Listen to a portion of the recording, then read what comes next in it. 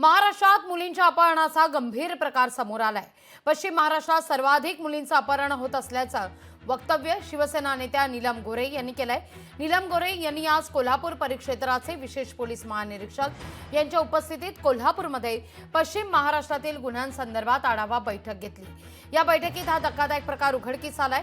दरम्यान 50% मुली अद्यापही बेपत्ता आहेत। मुली बेपत्ता होण्याच्या कारणांवर पोलिसांनी काम करावं अशा सूचना उपसभापती नीलम गोरे यांनी दिल्या आहेत। 50% मुली आजही जरी बेपत्ता असतील तर त्या मिळाल्या असतील तरी सुद्धा मी महत्त्वाची आज जी सूचना पहिली केली की ज्या कारणामुळे मुलगी घरातून निघून गेलेली आहे किंवा तिचं अपहरण झालेलं आहे त्याच्या मूळ कारणापर्यंत जाण्याचा प्रयत्न करा। मुलींना आणलं बरोबर आहे, परंतु आणल्यानंतर परत तोच माणूस संसर्गात त्यांच्या असेल किंवा त्यांची दिशाभूल होत असेल किंवा घरामध्ये काही वेळेला सावत्र आईवडील असतात, मारहाण होत असते, अशा अनेक कारणांच्यामुळे मुली निघून जातात ही वस्तुस्थिती आहे। आणि म्हणून बेपत्ता होण्याच्या कारणांवरती पोलिसांनी काम करावं। मुलींच्या बेपत्ता होण्याच्या कारणावर पोलिसांनी काम करावं असं नीलम गोरे यांचं म्हणणं आहे।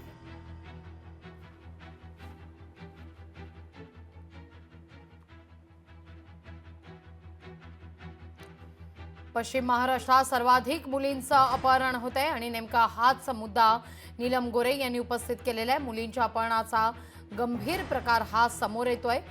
या प्रकरणी आता पोलीस अधीक्षकांची देखील भेट घेण्यात आलेली आहे।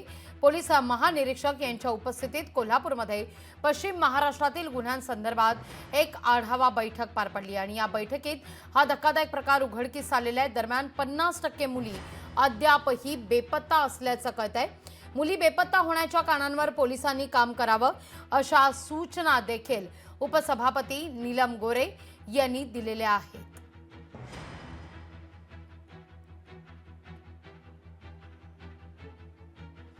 या सगळ्याविषयी अधिक माहिती घेऊया। शिवसेनेच्या उपनेत्या सुषमा अंधारे आपल्या सोबत जोडल्या गेलेल्या आहेत। सुषमाताई, काय पहिली प्रतिक्रिया या सगळ्या मुद्द्यावर? महाराष्ट्रात मुलींच्या अपहरणाचा गंभीर प्रकार समोर येतोय। पश्चिम महाराष्ट्र दुर्दैवानं यात पहिल्या स्थानी आहे।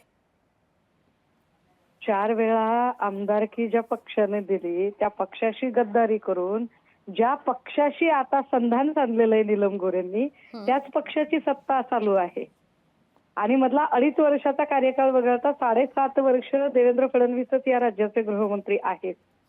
त्यामुळे मला असं वाटतं की नीलम गोरेंनी ही माहिती पत्रकार परिषदेत देण्याच्या ऐवजी जरा देवेंद्र फडणवीसांना सांगावं की लेखी सांगावं, देवेंद्र फडणवीसांना समजेल अशा भाषेमध्ये सांगावं। त्यांचं स्त्री आधार केंद्र वगैरे ह्या सगळ्या ज्या कपोल कल्पित गोष्टी आहेत त्या काय कानानं भाकरी खाणार आहेत का?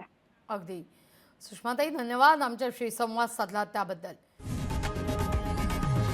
लोकशाही मराठी ऐका, पहा, जागरूक रहा।